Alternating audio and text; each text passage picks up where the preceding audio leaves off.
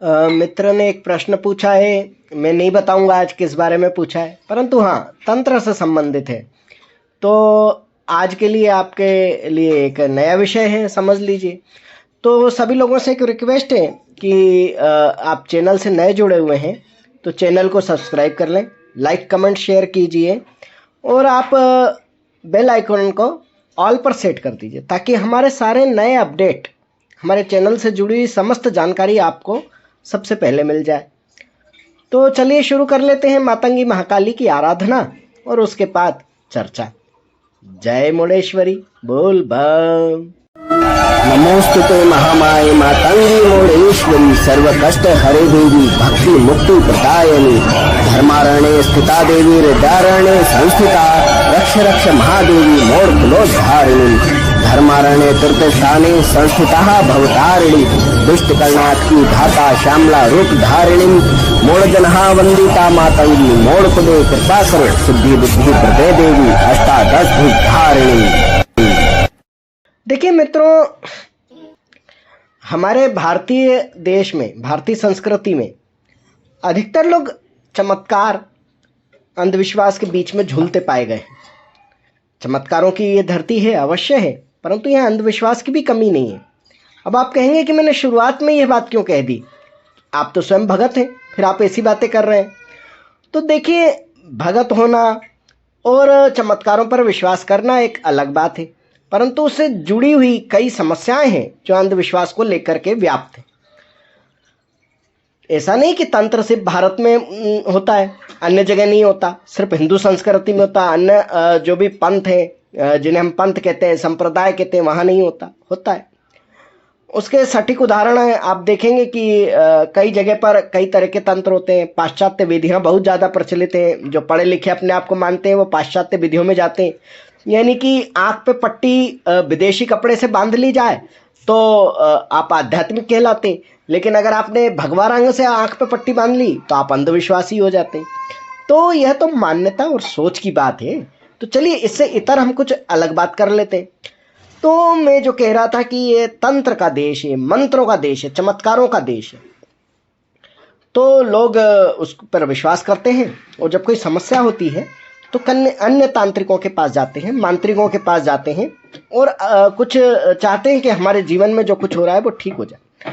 परंतु कुछ मनचले लोग भी हैं जो चाहते हैं कि कोई प्रेमिका उन्हें मिल जाए, वो जिसको पसंद कर रहे हैं, चाहे हमारे अंदर कोई गुण ही ना हो, हमारे अंदर ढेरों अवगुण हो, लेकिन वो चाहते हैं कि कोई खूबसूरत, कोई सुंदर कन्या बिल्कुल अप्सरा के समान हो, जिसमें सब सर्वगुण संपन्न हो, वह हमें प्राप्त हो जाए। उनको पता है हमारे अंदर बहुत कमियां हैं, हमें तो मिलेगी नहीं, तो वो क्या करते हैं, ऐसे तांत्रिक मांत्रिकों के विज्ञापन को पढ़ते हैं और वहां जाते हैं।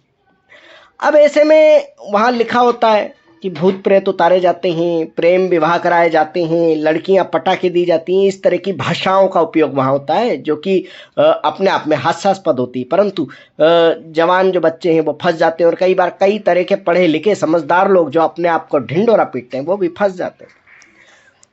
तब वहाँ पर क्या किया जाता है, सम्मोहन विद्या के नाम पर, कई तंत्र मंत्र की गुप्त विद्याओं के नाम पर छल किया जाता है। आपसे भांति भांति की वस्तुएं मंगाई जाती हैं, आपसे कहा जाता है आप ये ले आइए, आप वो ले आइए। कुल मिला के कहावत के तौर पे कहूँ कि आपसे कहा जाता है कि शेर की दाढ़ ले आओ, जिंदा शेर की दाढ़ निकाल लाओ, चील का मूत भर लाओ, वगैरह वगैरह। यानी कि जो असंभव कार्य है वो तक आपको बता दिए जाते हैं और आप उन्हें विशेष मान करके करने लग जाते हैं। ऐसे ही कई चीजें होती हैं, सम्मोहन कई चीजों से किया जाता है। वैसे आपको जानकारी के लिए बता दूं कि सम्मोहन का तंत्र जो है सुगंध से चलता है। ये वशीकरण, सम्मोहन, ये सुगंध का खेल है, त्राटक का खेल है। सम्मोहन तो अधिकतर त्राटक से किया जाता है, परंतु जो वशीकरण है वह तो सुगंध का पूर्ण रूप से वशीकरण में खेल है। पति पत्नी को वश में करना चाहता, पत्नी पति को वश में करना चाहती, सास बहू को, बहू सास को, ये इसको, वो उसको, लड़का लड़की को, लड़की लड़के को, सब अपने वश में रखना चाहते हैं। परंतु वश में तो कोई किसी के है नहीं। परंतु ऐसा भी नहीं है कि ये सब नहीं होता है, होता है, परंतु कोई व्यक्ति कर सकता है या नहीं इसके बारे में ज्ञात नहीं है, परंतु उसने कोई विधियां दे दी, आदमी करता है। तो सुगंध का जो महत्व है उसमें इत्र का बड़ा जोर चलता है, और इत्र हिंदू तंत्रों में भी और इस्लामिक तंत्रों में भी बहुत मायने रखता है।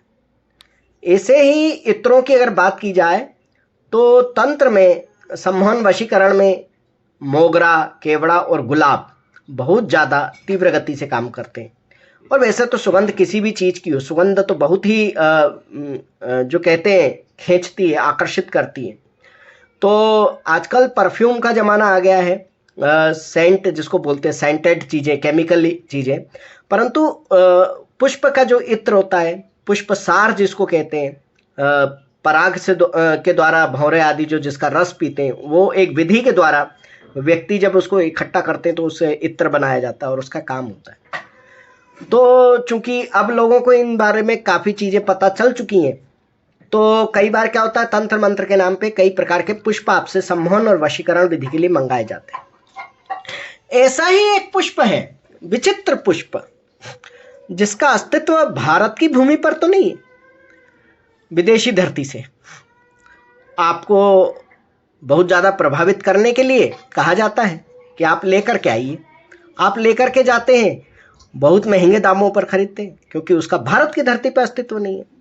बाद में केमिकली प्रक्रिया द्वारा, वैज्ञानिकों के द्वारा उसको उत्पन्न किया गया है, कोशिश की गई है। तो ये जो पुष्प है वह है काला गुलाब। तो काला गुलाब जो है मुख्य रूप से तुर्की में, जिसको आजकल तुर्कीये कहा जाता है, कि किसी एक ग्रामीण क्षेत्र में पाया जाता है। वहाँ की भूमि, जल तत्व, वायु और उसका कुछ समावेशन इस प्रकार से है कि वहाँ गुलाब ना गुलाबी नहीं होता, लाल भी नहीं होता, वह काला होता है। प्राकृतिक रूप से काला गुलाब तुर्की के एक ग्रामीण क्षेत्र में पाया जाता है, जिसका नाम बताने की कोई आवश्यकता भी नहीं है, क्योंकि उसका यहाँ प्रयोजन नहीं है। हम भौगोलिक स्थिति नहीं पढ़ रहे हैं, हम तंत्र की बात कर रहे हैं। तो ये जो काला गुलाब वहाँ पाया जाता है, वहाँ के उर्दू तंत्रों में इसका प्रयोग वो लोग करते हैं। वहाँ के इस्लामिक तंत्र में जो भी वो मानते हैं, जिस भी, क्योंकि इस्लाम में भी बहुत सारे फ़िरके हैं, तो कोई एक फ़िरका जो तंत्र पे विश्वास करता है उस गुलाब का वहाँ प्रयोग करता है वशीकरण में, सम्मोहन में। और हम हिंदुस्तानी लोग हैं, हमारे यहाँ लाल गुलाब पाया जाता है, गुलाबी गुलाब पाया जाता है, जो प्राकृतिक रूप से पाया जाता है, उसकी अपनी विशिष्टता है। तो जिसको कोई केमिकल प्रक्रिया की आवश्यकता नहीं होती, वो स्वाभाविक रूप से, जो गुलाब नाम ही उसको गुलाबी रंग की और लाल रंग की वजह से दिया गया है, वो पाया जाता है। और हमारे यहाँ उसकी बहुतायत में खेती भी होती है, प्रचुर मात्रा में, और उसका इत्र भी बहुत अधिक बनाया जाता है। चाहे हिंदी तंत्र हो, सनातनी परंपरा के आध्यात्मिक क्षेत्र में गुलाब का इत्र हो, गुलाब का पुष्प हो, बहुत ज़्यादा प्रधानता रखता है। कमल के बाद अगर दूसरी चीज़ आती है तो गुलाब आती है। जहाँ कमल नहीं होता वहाँ गुलाब प्रयोग किया जाता है, ताकि उसका जो है कमी को दूर किया जा सके, क्योंकि कमल अति प्रिय है हमारे देवताओं को। तो जहाँ उसकी कमी होती है वहाँ गुलाब पूर्ति करता है, गुलाब रखा जाता है उसके अल्टरनेटिव के तौर पर। तो ये जो अल्टरनेट गुलाब है, यह सभी तंत्रों में काम आता है। हमारे हिंदुस्तान की धरती पर कोई भी किस्म का पंथ हो, संप्रदाय हो, चाहे वो देवता को वैदिक रीति से प्रसन्न करना चाहता हो या तांत्रिक क्रिया के रूप में, वह उस गुलाब का प्रयोग करता है। सम्मोहन में इन्हीं पुष्प को या पुष्प के द्वारा लाए गए इत्र को मंत्रों द्वारा ऊर्जावान बना करके सम्मोहन वशीकरण के लिए प्रयोग में लाया जाता है और दिया जाता है। अन्य चीज़ों से भी प्रयोग होता है, परंतु यहाँ बात हो रही है काले गुलाब की। तो काला गुलाब बीच में कहाँ से एंट्री मार गया? तो जब ये काला गुलाब के बारे में लोगों को जानकारी हुई, तब उन्होंने यहाँ पर केमिकल से काला गुलाब बनाना शुरू किया। तब ऐसे तांत्रिक जो धन के लोभी हैं, धन लोलुप हैं, उन्होंने लोगों के दिमाग में भरने की कोशिश की कि जो काम लाल गुलाब नहीं कर सकता वो काला गुलाब करेगा। और जिस प्रकार से इत्र के लिए नाम रख दिया जाता है बेचने के लिए, काला भूत, काला इल्म वाला इत्र वगैरह वगैरह नाम के जो इत्र की शीशियाँ बाजार में उपलब्ध होती हैं, उनमें भी साधारण पुष्पों का साधारण इत्र होता है। कई बार केमिकल का ही पानी होता है, परंतु नाम को सुन करके, नाम के प्रभाव में आकर के व्यक्ति उसके फेर में आ जाता है और महंगे दामों पर ऐसे सुगंधित पानी को या शुद्ध रूप में भी है तो इत्र को काला भूत, काला तंत्र, काला इल्म के नाम से उस नेत्रों को खरीद लेता है, तो फिर वो काला गुलाब क्यों नहीं खरीदेगा?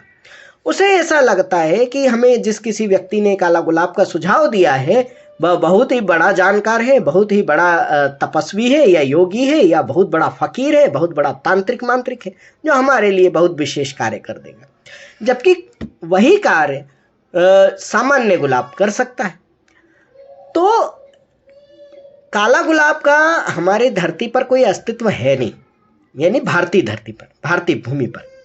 जैसा कि कहा, तुर्क के किसी एक छोटे से क्षेत्र में प्राकृतिक रूप से उगता है, उसकी प्राकृतिक वैल्यू उसी क्षेत्र में है, या वो जो मंगाया जाए तब है, परंतु आपको उसकी आवश्यकता क्या है? आप जहां रहते हैं वहां प्राकृतिक रूप से जो उपलब्ध है वही आपके लिए वही कार्य करेगा जो काला गुलाब तुर्की में कर रहा है, वही लाल गुलाब भारत में करेगा। परंतु यहाँ पर विश्वास और अंधविश्वास की जो लकीर वाली बात आती है वो यहाँ पर सिद्ध होती है। व्यक्ति को लगता है कि जो चीज सामान्य रूप से उपलब्ध नहीं हो रही है उसके प्रयोग से असामान्य प्रभाव प्राप्त होगा, जबकि ऐसा नहीं है। प्रभाव की शक्ति तो मंत्रों में है, उन टोटकों में है, उन रहस्यों में है कि कहाँ किस चीज की आवश्यकता पुराने लोग बता करके गए हैं। उनके शोध और अनुसंधान के कारण वो प्राप्त होता है, उनके शोध और अनुसंधान के कारण उसके रिजल्ट उसमें बताए गए हैं कि कौन सी चीज किस कार्य में आएगी और उसको किस प्रकार से उपयोग किया जा सकता है। आप सामान्य तौर पर देखिए, आप परफ्यूम छिड़क करके घर से बाहर जाते हैं तो आपके शरीर की दुर्गंध दब जाती है, लोग आपके पास निकट बैठकर बात करने में आपसे खुश होते हैं या बात करने में उनको झिझक नहीं होती। परंतु आप देखिए कि कोई मजदूर व्यक्ति हो और वो कहीं किसी बस में, रेल में कहीं सफर कर रहा हो, आपके घर आ जाए तो आप उसके पसीने की दुर्गंध से भागते हैं, उसके अधिक निकट नहीं बैठते, उससे सहज होकर के बात नहीं करते। तो वशीकरण और सम्मोहन में सुगंध का यही कार्य है कि जब आपको कोई चीज दी जाती है अभिमंत्रित करके, तो मंत्र अपना कार्य करते हैं और सुगंध अपना कार्य करती है। इसलिए उन मंत्रों का समावेश उस सुगंध के साथ करा करके भेजा जाता है, तब वह शक्ति रूप से तीव्र गति से कार्य करता है। और कई बार जिनको इस चीज में महारत हासिल है, जिन्होंने इस तरह की ही विशेष सिद्धियां की हैं जो सिर्फ सम्मोहन और वशीकरण का कार्य करते हैं, तो उनके लिए यह सरल हो जाता है। और वे जिसको भी ये अभिमंत्रित गुलाब या गुलाब का जल या गुलाब का इत्र देते हैं, उनके लिए, उनके जिसके लिए देते हैं, प्रयोग करने के लिए देते हैं, प्रयोग करने पर उचित विधि से वह कार्य करता है। तो आप समझ गए होंगे कि काला गुलाब क्या है, काले गुलाब का तंत्र क्या है और काला गुलाब किस कार्य में काम आता है। तो उम्मीद है कि अब आप इन सभी लफड़ों झपड़ों में नहीं पड़ेंगे, आप अपने आप को अच्छे कर्मों में बनाए रखेंगे और शुद्ध सात्विक रीति से किए गए कार्यों के द्वारा लोग वैसे ही आपसे आकर्षित होते हैं, प्रसन्न होते हैं, आपके पास खिंच करके आते हैं और आपसे अपनी समस्याओं का समाधान मांगते हैं, या आपके पास आकर के वो खुश होते हैं और उनका उद्धार होता है। तो ऐसे ही सात्विक कर्मों में आप बने रहिए, ईश्वर आपका कल्याण करे। महामाई मातंगी महाकाली सबके भंडार भरे, सबको खुश रखे, सबका कल्याण करे। इसी के साथ जय मोडेश्वरी बोल बम। ओम मणिक्यमणावक्लालयन्तीं मदालसां मंजुलवाग्विलासां महेन्द्रनीलं द्युतिकोमलांगी मतं कन्या मनसा स्मरामि।